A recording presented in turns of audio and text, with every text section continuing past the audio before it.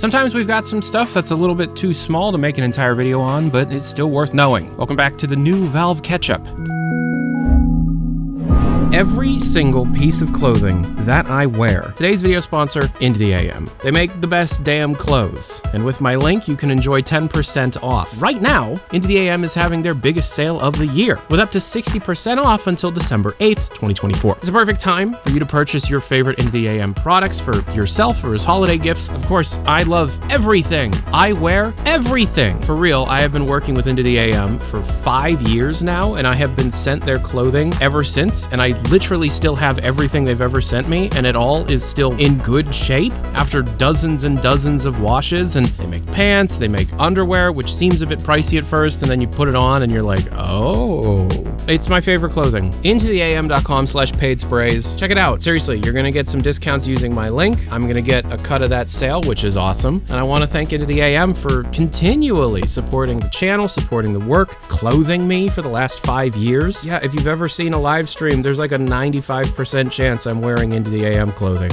Okay, welcome back, sponsor block users. In the latest major update to Deadlock, we've got some data mined leaks, all through strings found within the SteamDB diff checker. Link to the SteamDB GitHub diff checker, where I get this information from, down in the description below. I'm showing them on your screen. Should we straighten face island if displacement is this much inches? Should we try and straighten an island of faces deviating from their average normal? Tangent. Should we try to straighten two faces connected to this edge? Tangent. We got some ragdoll changes. If blending from another waitlist, it should crossfade the value. We'll initialize the ragdoll system if start enabled is not checked in the ragdoll component. If blending to this node for the first time with start enabled is off, it will set all weights to the waitlist values without blending because there are no values to blend from. It does not assume 0, 0. This will cause all momentum in the character to be reset. In order to inherit motion, the ragdoll system needs to be ticking, at least for a single frame, in order to blend away from 0.0. Localization changes in strings that are specifically written for people reading in different languages or translating into different languages. These are forward-facing strings, things that the end user will see, have added a change in the tools that allow users to see that sequences can be played on both NPCs and dynamic props. I don't actually remember if playing sequences on dynamic props is new or not. Some new shaders, some changes to spawn groups, your standard stuff. This was not a massive information boon, unlike some of the previous updates, so that's why it's here in Valve Catch-Up. Last month, we saw Danny O'Dwyer of NoClip fame be commissioned to create a documentary about the development history of Half-Life 2 and the Half-Life episodes, including episode 3. Many individuals that were a part of the original development team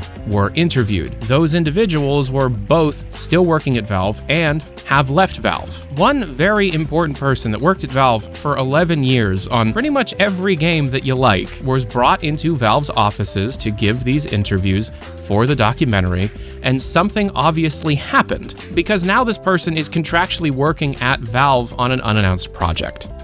Right. Okay, this is important because this was an original Half-Life 2 developer. This is a person that was at Valve through Valve's golden age and had a hand in developing Half-Life 2, Left 4 Dead 1 and 2, Portal 2, Team Fortress 2, pretty much everything that you like. They visited Valve for the first time in ages, gave interviews, and saw what was happening, and then contractually joined the team to work on the project that is currently in development.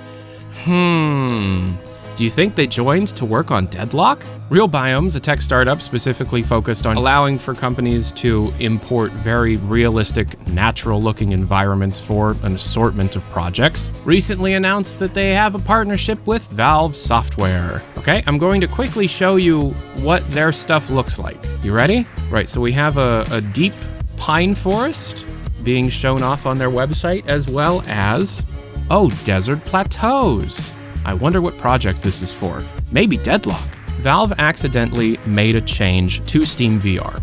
This change was picked up by SteamDB. The change is called free to download, which effectively unlocks all internal depots for as long as this quote-unquote free to download flag is active. This allowed for individuals to download an internal version of Steam VR. This internal version of Steam VR included in-development assets and code for future and unreleased Valve hardware. The biggest thing you've likely heard about is Roy. Oh, get it, Roy and Deckard? I just got that. Okay. Roy is the controller set specifically used for the Valve Deckard, the next generation Valve VR headset. We actually have multiple versions of the Roy in development. Some of them looking more like the Windows mixed reality controllers, and eventually moving on to something that looks very similar to the controllers that ship with the Quest 3. The difference here is that instead of ABXY being split between the two, we have a D-pad on one controller and face buttons on the other. What we have from the Knuckles seems to not be available anymore, as instead we just have the one button on the side. It is still possible that these controllers are tracking the fingers in other ways, maybe through the onboard cameras of the Deckard, as we now have full confirmation this is going to be an inside-out tracked headset. It seems that the Deckard is an all-in-one VR headset that does allow for connections to a larger compute unit for more complicated games. This VR headset runs on an ARM CPU, not an x86 CPU, so similar to how the Quest already does things. ARM CPUs are what push almost every mobile device out there, and the M-series chips that Apple has been manufacturing in-house are also ARM-based chips. It should be noted that following the release of the Valve Deckard, versions of SteamVR that were specifically made to be compatible with ARM CPUs accidentally were pushed and caught by SteamDB.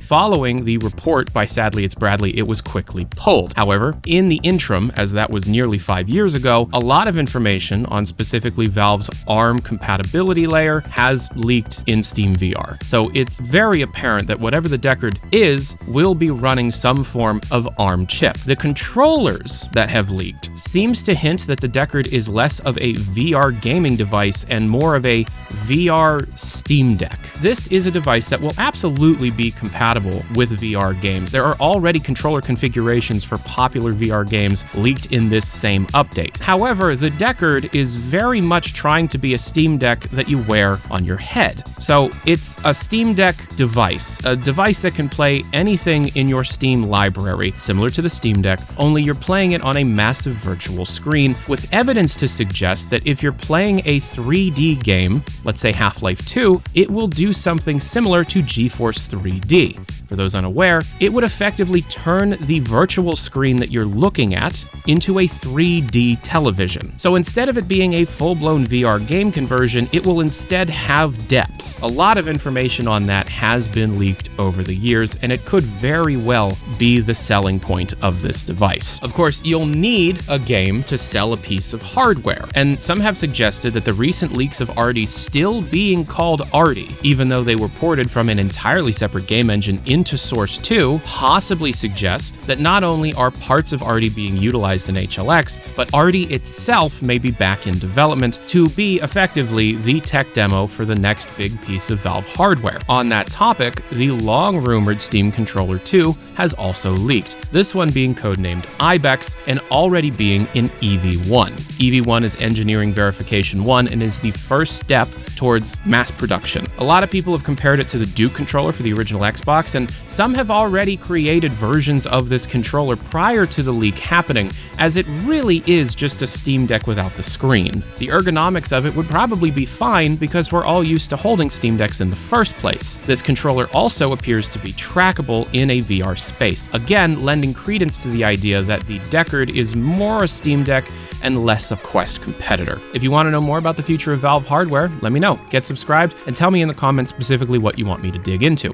In the meantime, I recommend following Sadly It's Bradley, a VR hardware-focused investigative journalist whom I have conversations with every few months about these kinds of things. Links to everything that Sadly It's Bradley has done is down in the description below. There is, of course, an easier way to tell me what you think I should be working on, or just keep up with everything that I am working on, and that's the Discord server. Invite link down below. My Blue Sky is also down below, and I will talk to y'all later. Thank you for watching the first new episode of Valve Catch-Up I've done in years. If you'd like to see Community Catch-Up return, which is exactly what it sounds like, community project news that's too small for one big video, also let me down in the description below or on the Discord server. I'm Tyler McVicker, a passionate gamer. Thank you so much for watching. I will talk to y'all later. Peace and hair grease. Adios.